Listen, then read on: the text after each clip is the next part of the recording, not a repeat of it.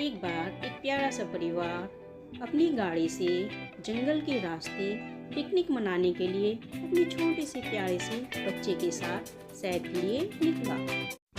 परिवार हंसी खुशी पिकनिक मनाने जा ही रहा था कि अचानक से रास्ते में एक नदी आ गई। नदी का बहाव इतना तेज था कि उनकी गाड़ी नदी के अंदर बहती चली गई और बहते बहते अचानक से नदी के बीच में फंस गई। नदी में पानी का बहाव इतना तेज था कि छोटा सा बच्चा फिसलकर नदी में गिर गया और नदी में गिरने के बाद वह बहते बहते कहीं दूर निकल गया। वह इतना दूर निकल गया कि उन लोगों की पहुंच से दूर हो गया। तभी एक प्यारा सा बतख का बच्चा जो कि उसी जंगल में रहता था नदी के किनारे से गुजर रहा था। गुजरते गुजरते उसने देखा कि एक इंसान का बच्चा नदी के अंदर बहकर आ गया है। वह उसके पास पहुंचा। बतख का बच्चा सावधानी से नदी के अंदर बच्चे के पास पहुंचा और धीरे धीरे उसको किनारे पर ले आया।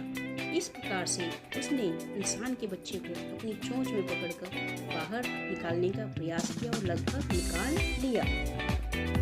बतख का बच्चा इंसान के बच्चे को अपने घर ले आया। धीरे धीरे उसने उसको पालने में लिटा दिया और उसके सोने का इंतजार करने लगा। कुछ समय बाद इंसान का बच्चा सो गया।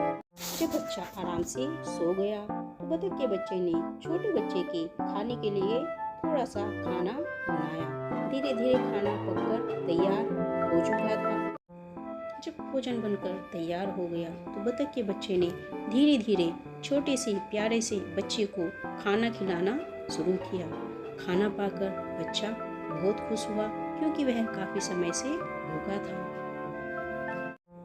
जब बच्चा खाना खाकर सो गया तो बतख के बच्चे ने उसे उसके घर तक पहुंचाने का विचार किया। अब वह बच्चे को लेकर उसके घर के लिए चल पड़ा। बतख का बच्चा जंगल से शहर में पहुंच चुका था। अब उसका काम था बच्चे को उसके घर तक पहुंचाना। वह उसका घर ढूंढने लगा।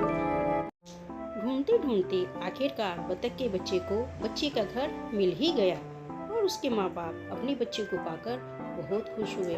उन्होंने बतख के बच्चे का आभार व्यक्त किया। बतख का बच्चा बच्चे को घर पहुंचाकर बहुत खुश हुआ।